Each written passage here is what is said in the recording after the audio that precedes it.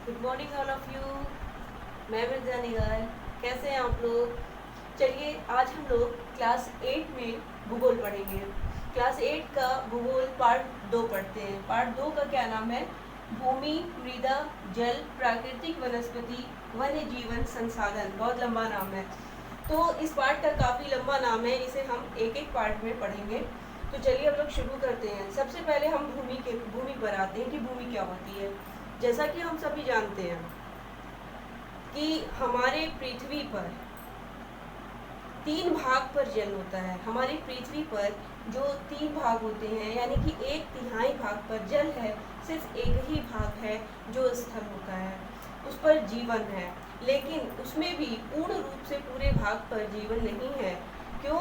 क्योंकि उसके उस स्थल पर कुछ ऐसे भी स्थल हैं, महाद्वीप हैं, जो जहाँ पर मरुस्थल है, जहाँ पर जीवन संभव नहीं है, जहाँ की जलवायु सही नहीं है। तो इस आधार पर कुल मिला के कहा जाए कि भूमि के भूपृष्ठ पर कुल 30% भाग पर ही जनसंख्या निवास करती है। यानी 30% भाग पर ही हमारी 90% जनसंख्या लगभग निवास करती है। बाकी 70% भाग या तो विरल जनसंख्या के हैं या फिर निर्जन हैं। उसके बाद भूमि जलवायु के आधार पर विश्व की जनसंख्या का वितरण असमान रूप से होता है। यानी जहाँ जहाँ हमारी भूमि होती है, वहाँ की हम जनसंख्या को देखते हैं, वहाँ के जलवायु को देखते हैं कि वहाँ की जलवायु कैसे है, उसे हमारे रहने लायक है या नहीं, या हमारे किसी व्यापार करने लायक है या नहीं, या वहाँ पर जल की उपलब्धता है या नहीं। इस आधार पर हम जनसंख्या का वितरण भूमि पर अलग अलग करते हैं। अब देखिए भूमि की उपयोगिता। हम भूमि की उपयोगिता कहाँ, यानी भूमि का उपयोग कहाँ करते हैं? तो भूमि का उपयोग करने से पहले हम ये देखते हैं कि वो भूमि कैसी है, यानी समतल है या उबड़ खाबड़ है। तो इस पर भी हम ध्यान देते हैं। और जहाँ पर हम उस भूमि का उपयोग कर रहे हैं, क्या वो मेरे उपयोग लायक है या नहीं है, वहाँ पर जल की सुविधा है या नहीं है, या फिर हम वहाँ पर कोई व्यापार कर सकते हैं, वहाँ पर उद्योग धंधे चलते हैं या नहीं चलते हैं। तो इन सब के पर हम फोकस करते हैं। उसके बाद हम भूमि का चयन करते हैं। तो भूमि का जो उपयोग होता है वो स्थलाकृति के आधार पर, उसकी जलवायु के आधार पर, वहाँ की मिट्टी के आधार पर कि वहाँ फसल उगेगी या नहीं उगेगी। तो इस आधार पर हम भूमि का उपयोग करते हैं। वहाँ उद्योग धंधे होंगे या नहीं होंगे। तो इस आधार पर हम लोग भूमि का चयन करते हैं। फिर भूमि हमारी 2 प्रकार की होती है। स्वामित्व के आधार पर भूमि को 2 भागों में बांटा गया है। पहला निजी भूमि और दूसरा है सामुदायिक संपत्ति। निजी भूमि क्या होती है? निजी भूमि किसी एक निश्चित व्यक्ति की होती है। जैसे किसी निश्चित व्यक्ति के पास, किसी एक व्यक्ति के पास उसकी अपनी प्रॉपर्टी होती है, वो उसकी निजी संपत्ति होती है, उसको हम निजी भूमि कहते हैं। और सामुदायिक संपत्ति पर उस समुदाय का सबका अधिकार होता है, यानी किसी एक का अधिकार उस पर नहीं होता है, वो पूरे समुदाय का अधिकार होता है। जैसे ग्राम पंचायत की एक सभा होती है, तो वहाँ पर सभी आते हैं, सभी सभा करते हैं। या फिर एक सार्वजनिक स्थान ले लीजिए, किसी बाजार को ले लीजिए, ये सब क्या है? सामुदायिक संपत्ति है। सामुदायिक संपत्ति को हम एक साझा संपत्ति भी कहते हैं। सामुदायिक संपत्ति को साझा संपत्ति भी कहा जाता है। क्यों? क्योंकि वो उसके बदले में साझा संपत्ति इसलिए कहा जाता है क्योंकि अगर किसी विशेष व्यक्ति को उस संपत्ति पर कोई काम होता है तो वो उससे साझा कर लेता है, यानी उसके बदले वो जमीन ले लेता है, ठीक है, और अपना काम पूरा करता है। लेता है, लेकिन एक समय के लिए लेता है, उसके बाद वो संपत्ति सार्वजनिक हो जाती है। तो इस प्रकार ये भूमि को भी हम 2 भागों में बांट करके पढ़ते हैं। और अगला हमारा जो टॉपिक होगा वो भूमि संसाधन का संरक्षण, यानी हम भूमि की सुरक्षा कैसे करते हैं, इसके बारे में पढ़ेंगे हम लोग पार्ट 2 में। तब तक आप लोग पढ़िए, नोट्स बनाइए भूमि और भूमि के उपयोग के बारे में। तो आज हम लोग पढ़ेंगे भूमि संसाधन का संरक्षण। देखिए बच्चों, जैसे जैसे हमारी जनसंख्याएं बढ़ती जा रही हैं, वैसे वैसे हम अपनी ज़रूरतों को पूरा करने के लिए वनों को काटते रहते हैं, जिसकी वजह से हमारी जो प्राकृतिक संसाधन है, हमारे जो जो कुछ भी प्राकृतिक संसाधन है, जैसे पहाड़ है या पेड़ पौधे, इन सबको हम काट कर अपनी ज़रूरतों को पूरा करते हैं, मकान बनाते हैं, घर बनाते हैं। तो हम जब ऐसा करते हैं तो ये भूमि पर उसका असर पड़ता है, बहुत ज़्यादा खतरा हो जाता है। कैसे खतरा हो जाता है? जैसे मृदा अपरदन हो जाता है, या भूस्खलन होने लगता है, या फिर जो भूमि होती है वो बंजर होने लगती है। इस तरह की बहुत सारी परेशानियां भूमि पर आने लगती हैं। तो उसी भूमि का हम संरक्षण कैसे करेंगे, बचाव कैसे करेंगे, वो आज हम लोग पढ़ेंगे। तो देखिए, भूमि का संरक्षण करने के लिए हम वनों को काटने से रोकेंगे और भी अधिक वन लगाएंगे। दूसरा है, भूमि का उद्धार करेंगे। जहाँ कुछ भी भूमि है जो बेकार भूमि है, उसको हम क्या करेंगे कि हल के माध्यम उसको जोतवाएंगे। जोतने के बाद उसमें रासायनिक छिड़काव करने के बाद उस ज़मीन को हम उपजाऊ बनाएंगे। उसके बाद है, कोई भी गड्ढा वड्ढा है कहीं पर, तो उसको हम भरने के बाद उसका हम सही उपयोग करेंगे। कुछ आवास बनाएंगे या कुछ व्यापार के लिए उसका उपयोग करेंगे। फिर पशुचारण पर रोक, यानी हम जो भी जानवर बेवजह इधर उधर घूमते रहते हैं, जो नुकसानदेह होते हैं, जो पेड़ पौधों को खा जाते हैं, तो वो ऐसा ना करें पशुपालन, इसलिए हम बहुत ज़्यादा पशुओं को चरने से रोकेंगे। इस प्रकार हम भूमि का संरक्षण कर सकते हैं। दूसरी बात आती है हमारी भूस्खलन की। भूस्खलन क्या होता है? तो भूस्खलन काफ़ी चट्टान से कुछ टुकड़े टूट टूट कर गिरते हैं, जिसे हम भूस्खलन कहते हैं। भूस्खलन कैसे होता है? वो भूकंप के माध्यम से, बाढ़ के माध्यम से, या ज्वालामुखी फूटने से, या कहीं कहीं बहुत ज़्यादा बारिश होती है, जिसकी वजह से जो भूमि होती है वो बहुत कमज़ोर हो जाती है और टूटने लगती है। तो इस तरह से भूस्खलन होने लगता है। तो हम इस भूस्खलन से बचेंगे कैसे? कैसे हम इसका बचाव करेंगे? तो बच्चों, सबसे पहले हम लोग क्या करेंगे कि हम लोग एक मानचित्र को तैयार करेंगे। एक मानचित्र तैयार करेंगे कि कहाँ कहाँ पर भूस्खलन बहुत ज़्यादा होता है। ऐसा हम लोग एक अनुमान लगाएंगे, कॉलम बनाएंगे कि, और ये चेक करेंगे कि किन किन स्थानों पे भूस्खलन बहुत ज़्यादा होता है। ये सारणी तैयार करने के बाद हम लोग जब वहाँ के निवासियों को ये अलर्ट करेंगे कि भूस्खलन इन स्थानों पर होता है, आप वहाँ निवास मत करिए, ताकि आप भूस्खलन से बच सकिए। तो इस प्रकार हम इसकी सुरक्षा भी कर सकते हैं, यानी कि जो भी उससे पीड़ित होंगे उससे पहले हम उसका बचाव कर सकते हैं। तो इस प्रकार हम भूस्खलन से बचाव भी कर सकते हैं, और वनों को लगा करके और हम लोग उसको रोक सकते हैं, यानी भूस्खलन होने से हम रोक सकते हैं। भूस्खलन जब वन निकल जाते हैं, जब हम काट देते हैं उसको, तो अंदर की जो भी मिट्टी होती है वो कमज़ोर होने लगती है, और पेड़ लगा रहने से पेड़ की जड़ें जो होती हैं वो मिट्टी को पकड़े रहती हैं, जिसकी वजह से वो जो मिट्टी होती है, नीचे की जो ज़मीन होती है वो मजबूत बनी रहती है। तो बच्चों, ये है हमारा भूमि संसाधन का संरक्षण और भूस्खलन। इसके बाद हम लोग मृदा के बारे में पढ़ेंगे।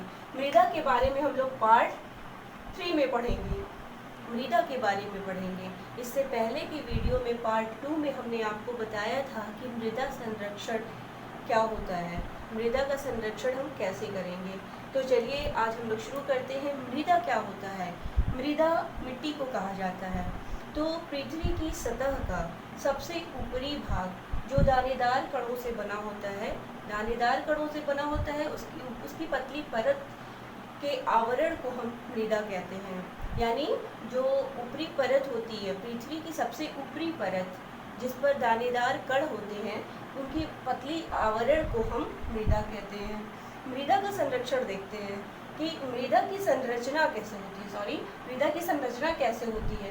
तो मृदा जो होता है वो जनक चट्टान से, मतलब छोटे छोटे बड़े बड़े पत्थर होते हैं, वो जब अपचयित हो जाते हैं, यानी छोटे छोटे टुकड़ों में बट जाते हैं, तो छोटे हो जाते हैं, छोटे टुकड़े हो जाते हैं। अब ये छोटे टुकड़े और भी अपचयित होते हैं तो बालू के रूप में हो जाते हैं, यानी बहुत छोटे छोटे कणों के रूप में हो जाते हैं।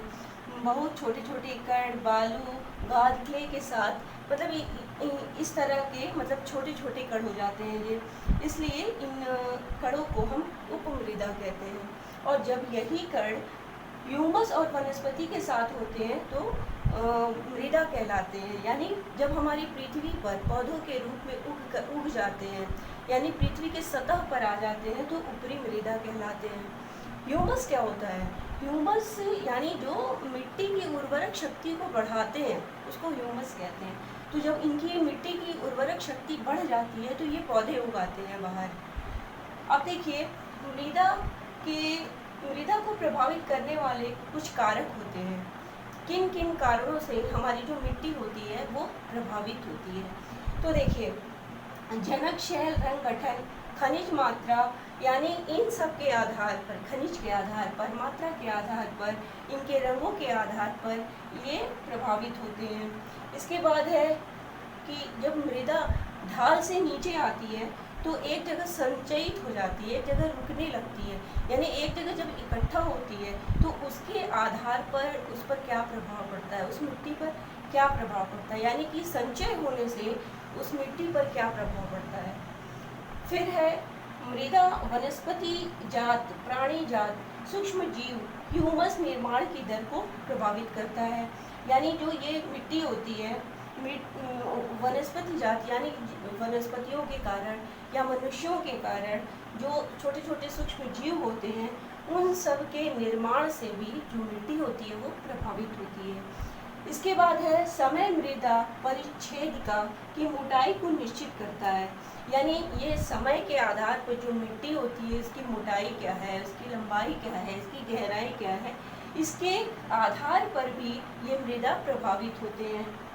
इसके बाद है जलवायु ताप, यानी कि जलवायु, वहाँ की जलवायु क्या है, वहाँ का टेम्परेचर क्या है, वो अपक्षय जो हुए हैं उनके आधार पर, या फिर जो उर्वरक शक्ति है उनके निर्माण की दर के कारण भी ये मृदा जो होते हैं, मिट्टी जो होती है वो प्रभावित होते हैं। तो इन सब कारणों से हमारी मिट्टी प्रभावित होती है। अब तीसरा पॉइंट हमारा आता है कि मृदा निम्नीकरण और संरक्षण के उपाय। मृदा निम्नीकरण क्या होता है? यानी मृदा का ह्रास होना, यानी मृदा खतरे में आती है, मृदा कम होने लगती है, जो काम नहीं, जो उपयोगी नहीं होती है, जो बेकार होने लगती है मिट्टी, उसको निम्नीकरण कहते हैं। तो किस प्रकार से निम्नीकरण होती है? मृदा अपघटन से होती है, मृदा क्षीणता से होती है। तो फिर देखिए, इसका हम संरक्षण के उपाय क्या हैं, यानी इस मिट्टी को हम कैसे सुरक्षित रखेंगे? तो देखिए, मल्च बनाना, यानी मल्च बनाने के माध्यम से हम इसको सुरक्षित कर सकते हैं, इसकी सिंचाई के माध्यम से। मल्च कैसे बनता है? जैसे मान लीजिए हम लोग छोटे छोटे पौधे लगाते हैं, तो जब छोटे छोटे पौधे लगा रहे हैं तो बीच की जो भूमि होती है, जो खुली रहती है, इस बीच की भूमि को भी हम किसी जैव पदार्थ से हम ढक देते हैं, ताकि जब हम इसको भी ढक देते हैं, जैव पदार्थ से जब हम खुली हुई भूमि को भी ढक देते हैं तो इसकी उर्वरक शक्ति बढ़ जाती है। इसे हम क्या कहते हैं? मल्च बनाना कहते हैं। इसके बाद देखिए, वेदिका फार्म के माध्यम से भी हम संरक्षण कर सकते हैं। वेदिका फार्म क्या होता है? वेदिका फार्म जैसे जब ढलान से मिट्टी पर हम सिंचाई करते हैं या फिर हम कोई कुछ फसल उगाते हैं, तो ढलान से जब हम उगाने लगते हैं तो इसमें क्या होता है कि इस तरह से ऐसे बने रहते हैं, ये ढलान में रहते हैं, यानी कि समांतर में होते हैं, और इनके बीच ऐसे लगा दिया जाता है ताकि ये पानी का जो प्रभाव होता है वो तेज़ी से ना हो करके धीरे धीरे हो। इसमें ऐसे मेड़ टाइप का बना दिया जाता है, इसे हम वेदिका फार्म के नाम से जानते हैं।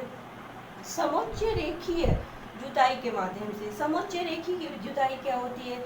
जैसे जो समांतर में मेड़ बनाए जाते हैं, जिसके माध्यम से जो पानी का बहाव होता है वो हमारा बहाव धीरे धीरे होने लगता है, ये सींच के इसमें आते हैं, यानी कि मेड़ में धीरे धीरे वो जाते रहते हैं। इससे क्या होता है कि जो मिट्टी होती है वो तेज़ी से बहाव में बहती नहीं है, यानी बेकार नहीं होती है, वेस्ट नहीं होती है। तो धीरे धीरे सींच के ये अपना पानी लेते रहते हैं। इस माध्यम से हम समोच्च जुताई करते हैं।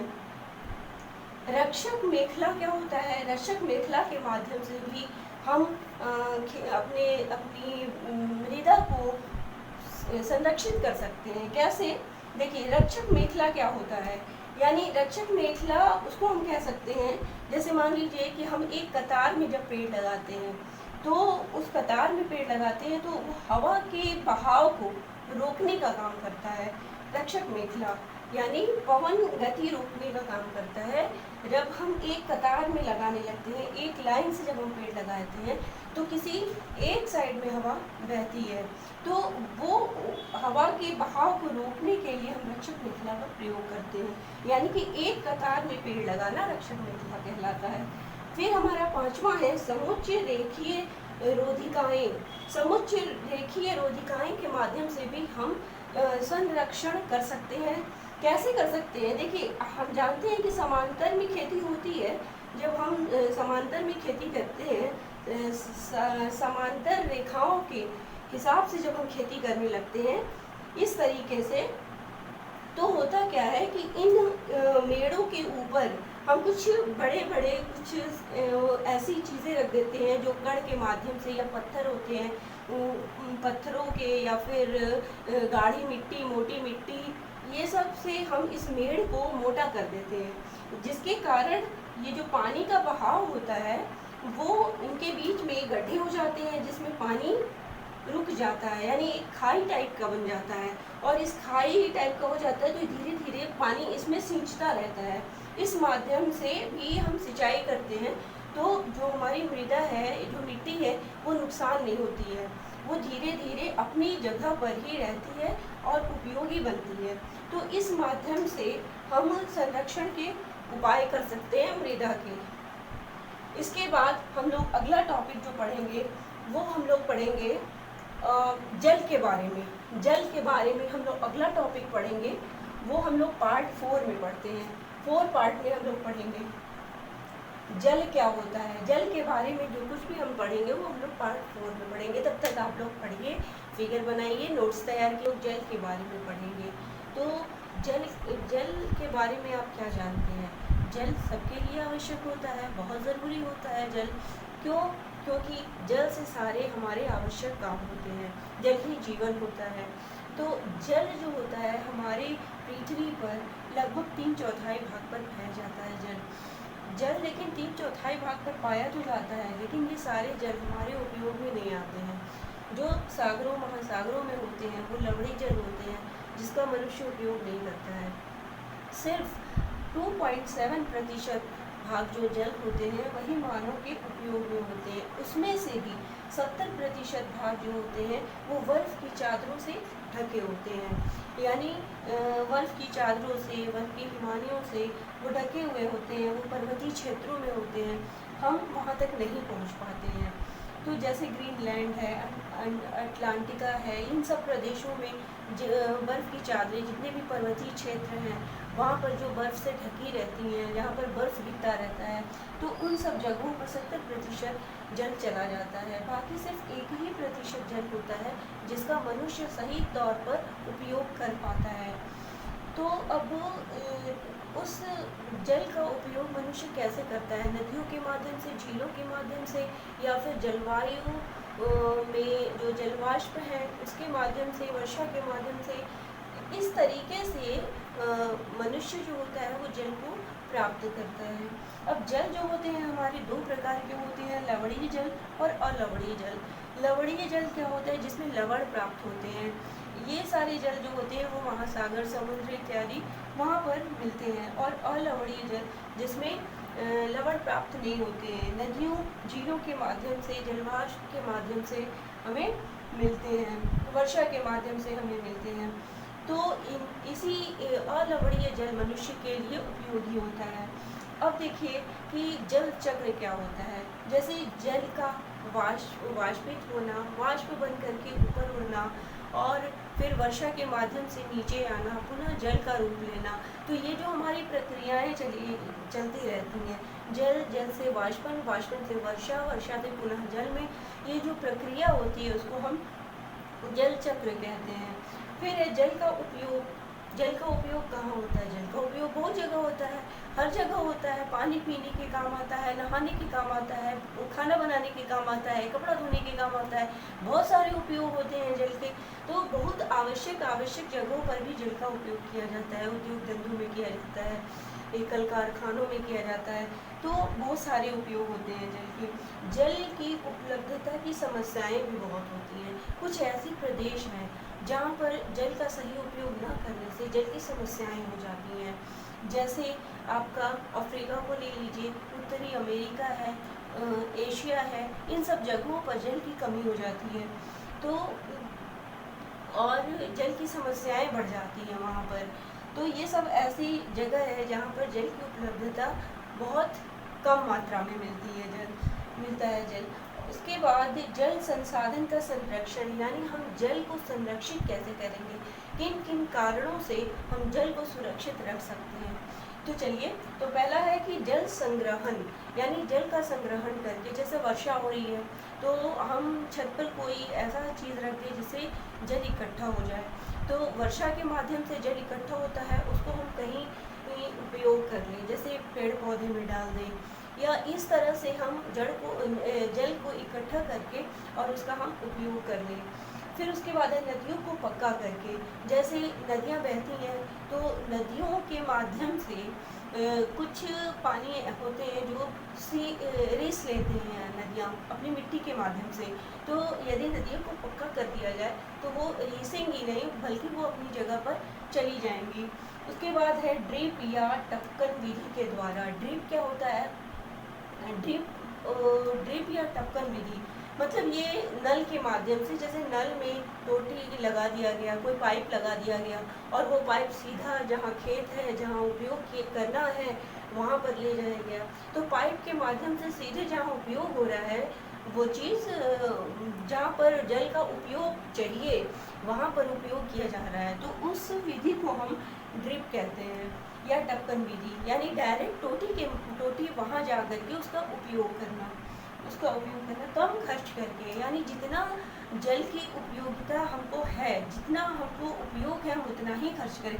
ऐसा नहीं कि हम पानी खोल के छोड़ दिए, नहाते रह रहे, कोई काम करते रह रहे, पानी गिरता रह रहा है। तो जितना आपको उपयोग हो, सिर्फ आप उतना ही उपयोग कीजिए। तो इस प्रकार हम जल को संरक्षित रख सकते हैं। हमारी दूसरी टॉपिक है प्राकृतिक वनस्पति एवं वन्य जीव। अब प्राकृतिक वनस्पति देखिए, जलवायु के आधार पर विभिन्न स्थानों पर, जगह स्थानों पर जो जलवायु होती है उसके आधार पर अलग अलग वनस्पतियाँ पाई जाती हैं। ठंडे प्रदेश में कोई दूसरी वनस्पति होती है, गर्म प्रदेश में दूसरी वनस्पतियाँ होती हैं, और जीव जंतु भी इसी आधार पर होते हैं। तो जैसे जहाँ की जलवायु होती है उसी आधार पर वनस्पतियों का वितरण भी किया जाता है। उसके बाद जैसे वनस्पतियों में अब देखा जाए कि वायुमंडल में जलमंडल, वायुमंडल, स्थल मंडल, ये तीनों मंडल जब एक जगह होते हैं तो वो हमारे जैवमंडल कहलाते हैं। यानी जैवमंडल तीनों मंडलों का समूह होता है, जहाँ पर जल भी प्राप्त होता है, वायु भी प्राप्त होती है और स्थल भी होता है।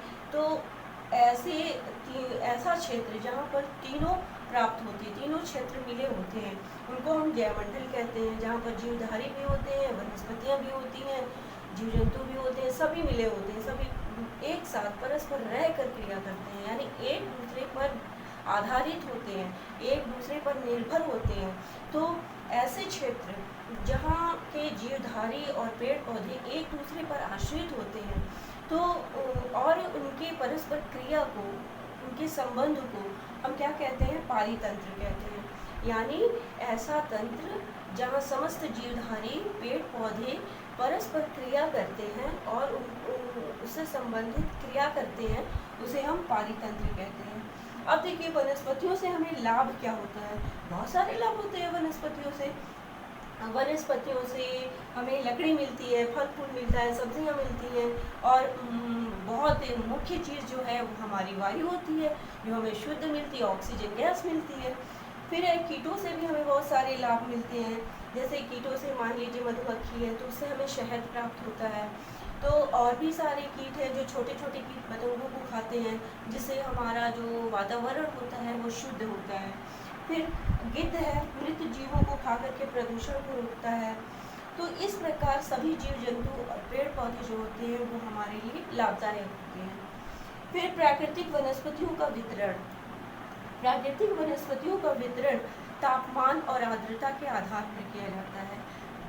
जहाँ की जलवायु, जहाँ का तापमान जिस प्रकार होता है, गर्म जलवायु, ठंडी जलवायु, शुष्क जलवायु, तो उसके आधार पर इस प्राकृतिक वनस्पतियों का वितरण किया जाता है। तो इनको मुख्यतः 4 भागों में बांटा गया है।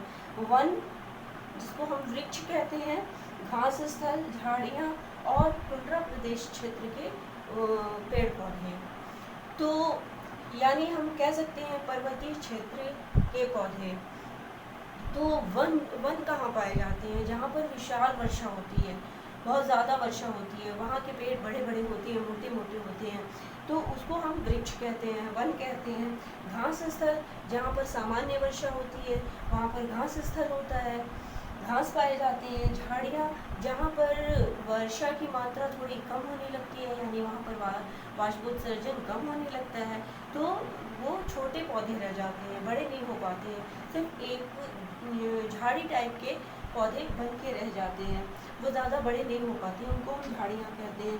टुंड्रा प्रदेश के क्षेत्र वाले पौधे, यानी वहाँ के जो पौधे होते हैं वो छोटे तो होते हैं, लेकिन उनकी जो जड़ें होती हैं वो काफ़ी दूर दूर तक चली जाती हैं। क्यों? क्योंकि दूर दूर तक उनको पानी नहीं मिल पाता है, तो वो पानी प्राप्त करने के लिए जड़ें जो होती हैं उन पौधों की, वो काफ़ी दूर दूर तक चली जाती हैं। तो ऐसे पौधे जो होते हैं वो पर्वतीय क्षेत्रों में पाए जाते हैं, जैसे मास है, लाइकेन है, इस प्रकार के पौधे। इसके बाद अब देखिए, वनस्पतियों के साथ जब जंतुओं का जब इलाज होता था, कुछ जंतु जैसे बीमार पड़ते थे तो जंतुओं का भी इलाज होता है, तो उनका जब इलाज होता था तो उनके लिए दवाएं बनती थी। उन दवाओं को जैसे डिक्लेफिनेक और है एस्प्रिन और इबुप्रोफेन, इस टाइप की जो दवाएं होती थी, तो उनको देने से जो जंतु रहते थे वो, मतलब कि जानवर जो रहते थे वो सब ठीक हो जाते थे। लेकिन जब वो जानवर जब मरते थे तो उन जानवरों को जब गिद्ध खाता था, क्योंकि गिद्ध क्या करता था, मृत जीवों को खाकर प्रदूषण को रोकता था, तो जब वो उन जानवरों को गिद्ध खाता था तो गिद्ध की किडनी खराब हो जाती थी और गिद्ध मर जाता था। तो बहुत लोगों ने सर्च किया, उसके आधार पर इस दवा को बंद कर दिया गया।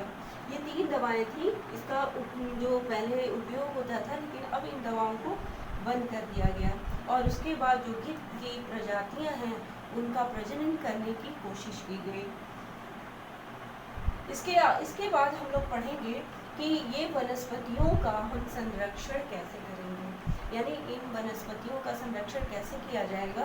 तो लोगों को जागरूकता के माध्यम से लोगों को जागरूक किया जाए कि हमको पेड़ पौधे लगाने चाहिए, काटने नहीं चाहिए। उसके बाद राष्ट्रीय उद्यान के माध्यम से, जैसे कि राष्ट्रीय उद्यान के माध्यम से किया जा सकता है, जैसे कि एक क्षेत्र में गवर्नमेंट क्या करती है, एक क्षेत्र को ले करके उसमें पेड़ पौधे लगा देती है, वो गवर्नमेंट के अंडर में हो जाता है। तो जहाँ देखती है कि वहाँ का एटमॉस्फेयर ख़राब हो रहा है, वहाँ का प्रदूषण हो रहा है, तो उस जगह पे कुछ एरिया को ले करके वो खुद अपने अंडर में वो उद्यान लगाती है, बागीचा बनाती है, पार्क बनाती है, ताकि वहाँ पर ज़्यादा से ज़्यादा पेड़ पौधे रहें, ताकि वो एरिया शुद्ध होता रहे। तो लगभग हमारा ये पाठ समाप्त हो गया है, लगभग क्या हो ही गया है समाप्त। अब आप लोग अपनी तैयारी करिए, नोट्स तैयार कीजिए, बनाइए, पढ़िए, अच्छे से पढ़िए और thank you, have a nice day.